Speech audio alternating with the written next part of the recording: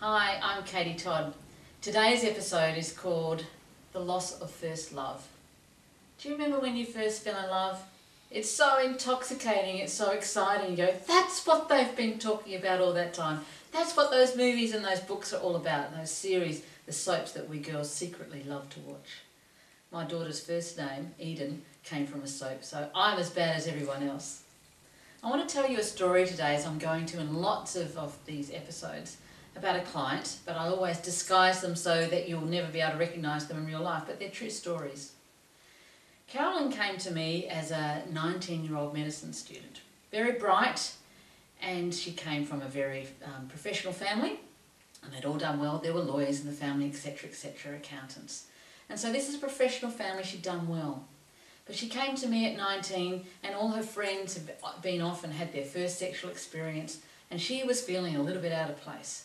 She so wanted to know what sex was all about, what love was all about, and she felt a bit of a retard, quite frankly, that she was behind the eight ball. So I had a lot of fun talking to her and sharing with her my experiences and what to expect, what to look out for, etc.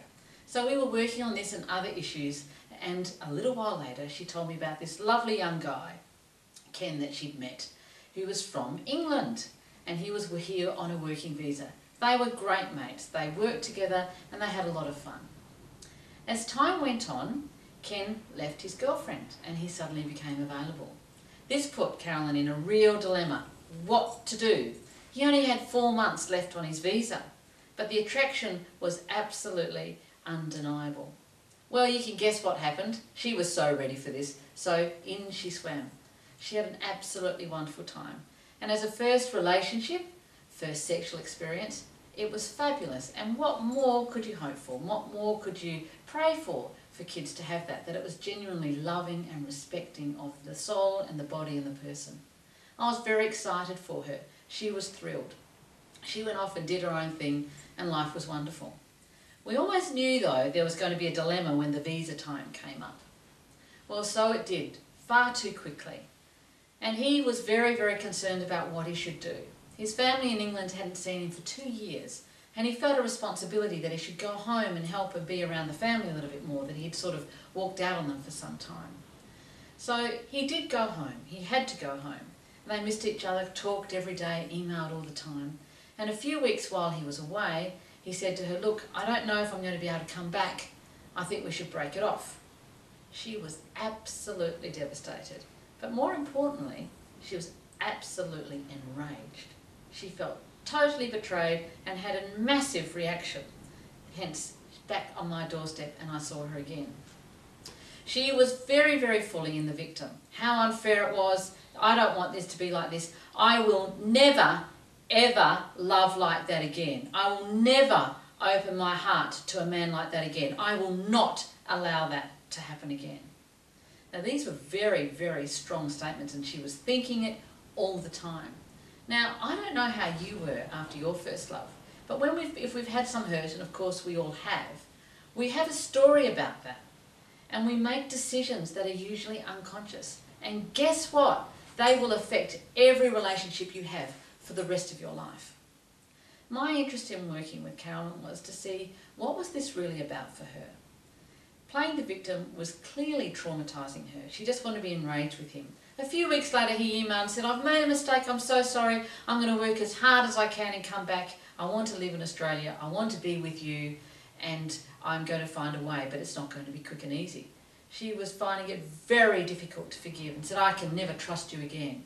She was playing the role beautifully. One of her personality types was the Queen. You don't do that to queens, they don't forgive easily. However, that was not the main point of what I was doing with her. When we had a look at her parents' marriage, where does she come from? Well, her parents are both professionals. Mum was the only child of alcoholics who were very untrustworthy, and so she had a real barrier. One of the reasons that Carolyn had come to me exploring herself and her sexuality was because she couldn't talk to her mum about that. Mum made sure that there were no emotional discussions, there were no sexual discussions, it was just what you had to do day to day, which left all the children fairly dissatisfied. I'd seen several of the children in the family in their 20s. Their marriage, her parents' marriage, was quite separate. They were working professionals who provided well, but they had separate lives. They spent a lot of time apart, worked different shifts, and there wasn't very much communication, certainly not affection, intimacy, shared dreams, joys. They were there because they were there. What I was saying to Carolyn was, look what you're creating. You're saying to yourself, I will deny my heart that chance of love in the future. I'm going to have a relationship just like my parents. And I said, what have you thought about that relationship with your parents? Would that be enough for you? Does that look happy enough, passionate enough, loving enough, wonderful enough to be what you would have for your future? And she'd always been very critical about that. I was really challenging her to look at what her choice was and to let go of being the victim and realise she'd walked straight into this relationship. She knew he was going away. He had loved her well and been a wonderful first experience. If they want to work through it and find a way to be together, they can. If they want to say that was the chapter now, they can. But to close her heart off from love would be the crime of the century. The story that you will tell yourselves about what happened in first love and what you will do from then on when love comes your way is very significant. But for most of us, it's completely unconscious. Those of you who've been badly hurt in significant relationships, in a bad first marriage, may say, I'm never trusting again, I'm never opening my heart again. That guarantees long-term pain, long-term denial of love for yourself. It is certainly better to have loved and lost than never to have loved again. There is no guarantee in love, but it's so wonderful to be giving and loving and passionate, and it is what we are all here for. Have a look at your relationship history and check out for yourself. Have you shut yourself off from love unconsciously? Have you kept it at arm's length and repeated the patterns of your parents' relationship? Because if you are aware of that, you can choose to change it. We'll be talking more about that in the future.